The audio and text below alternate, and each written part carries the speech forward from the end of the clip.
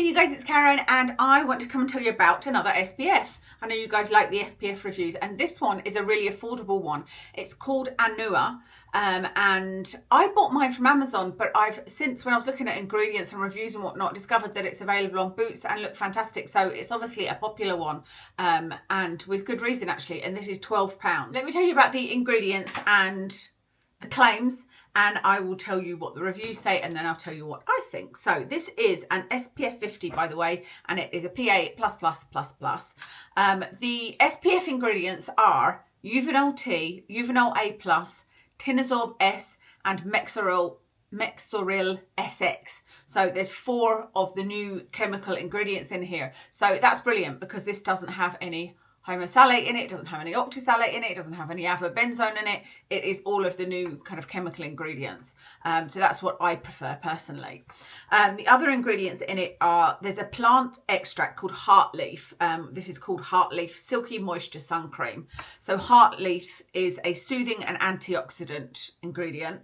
It has niacinamide in it, which is great for the skin barrier and for acne scarring, things like that. Glycerin as a moisturizer, green tea and panthenol, which are both soothing ingredients. There's no alcohol and no fragrance in here. So the claims on this, funny enough, the claims are different. Can I read this without my glasses on? I can just about read it. The claims are different depending where you go. Like if you look at Boots, the claims are different to, I can't remember if it was Look Fantastic or Amazon, but the claims are different. But these are some of the claims. That it locks in hydration and maintains softness. That there's a velvety texture that works as a primer and prolongs the longevity of makeup. That it protects from UVA and UVB whilst soothing sensitive skin and calming redness. Now, the only thing with this is that I don't currently have any issues with my skin. I don't have any redness. I do have sensitive skin in that I have to be careful what I use on my skin, but I don't have any specific redness or anything, so I can't test that theory other than reading reviews. So let me tell you what my thoughts are first. I love it. I love the feeling of it. I'll show you me putting it on. I've got it on, put it on this morning underneath my makeup. And I've recently used another SPF that I'll talk about in my empties and fails because it is a massive fail that was really bad under makeup. And I thought I'm going to look really closely at my makeup today and just see how it looks when it goes on. And it goes on perfectly because when I put this other SPF on it, it made me question this foundation, the Urban Decay Face Bond, because I was looking at it going, why is that all scaly there? And oh, it was awful. It was really awful. So it's great under makeup. With the claims, I do agree that it is hydrating. It's very hydrating. It is, as it describes, the Silky Moisture Sun Cream. So it does feel like it's a velvety texture. Feels lovely. Protects from UVA and UVB, yes, while soothing sensitive skin. Like I said, I can't really comment on that. As a primer, it prolongs the longevity of makeup. I haven't necessarily tested that. This Face Bond foundation lasts a pretty long time anyway, and my makeup, at the moment, I don't need it to last all day in an office or anything like that. So I haven't tested that aspect. I haven't noticed anything in that regard. But it is a lovely base for makeup, a really lovely base, and I love that it's SPF 50 as well.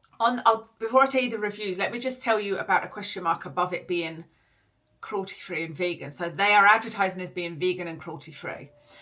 So I always check that out. I'm like, brilliant, that's great. They're vegan and cruelty-free. They're further looking into it this morning. They don't seem to be registered with anybody like Leaping Bunny, etc. Peter.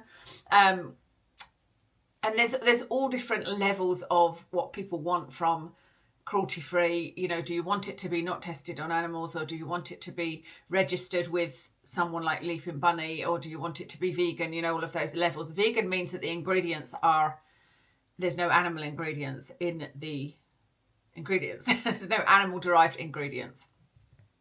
So they're saying they're vegan and cruelty-free. However, what I didn't realise is the ingredients that I read you, the sunscreen ingredients, Uvinol T, Uvinol A+, Tinazorb S, and then you've got Mexoryl SX, which you very rarely see actually. But that is a L'Oreal owned company that makes that Mexoryl SX. And I was like, wow, that's like another level to whether or not something is cruelty-free or not, because L'Oreal are not cruelty-free. And so in buying this, although they're saying they're vegan and cruelty-free, they're not certified, and one of the ingredients in it is produced by L'Oreal. So just to let you guys know that.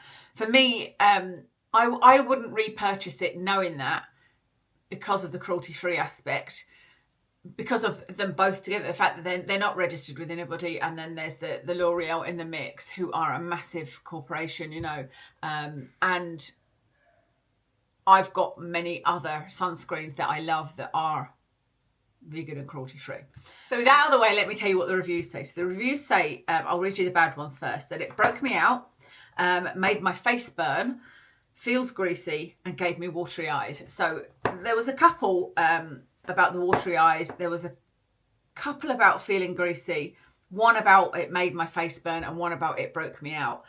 So interesting to read that. I don't know. There are some people that say they get watery eyes with any chemical sunscreen, and I'm assuming that includes the new chemical sunscreens like this. I'm not sure. Let me know if you're one of those. It's not good that it made somebody's face burn. I think that's probably a rarity. Feels greasy and gave her watery eyes. And then on the good side, 100% moisture and no greasiness, somebody said. Great on sensitive skin, lightweight and like silk, moisturizes well. And there was, where I say gentle on sensitive skin, there was quite a few reviews saying that they'd never found anything good for their sensitive skin, and now they found this, they found the one, you know. So it's very split, you know, it's very Marmite. You either love it or hate it. Your skin either loves it or hates it, you know. Yeah, I think that's everything. Let me know what you think, if you've bought it, if you've tried it, if you're going to try it. I found it really interesting that it's £12 and it's got those new chemicals in it. I think that that's really good. It's a really good price, and there's nothing in here ingredient wise that I can find would be a problem, you know. So I would recommend this to any types of skin, to be fair. I think oily skin will be okay because it dries down pretty quickly. I think dry skin will be fine because it's really moisturising. The sensitive skin, I would just say use it with caution, you know. Maybe do a little patch test on yourself first if you can. So that's everything. Let me tell you what I'm wearing. Makeup wise, I have got on the palette. I can't remember the name of it, but it's the little mini palette. I showed it in a recent favourites actually. It's an Anastasia. I think it's the Soft Glam mini palette on my eyes. And then the foundation is the Urban Decay Face Bond foundation. Blush is the Suqqu blush in 02. On my lips, I have got the Kylie, I keep wanting to call her Kylie Minogue, Kylie liquid lipstick in Another Day, Another Nude. And that's everything. Thank you so much for watching, and I'll speak to you again soon.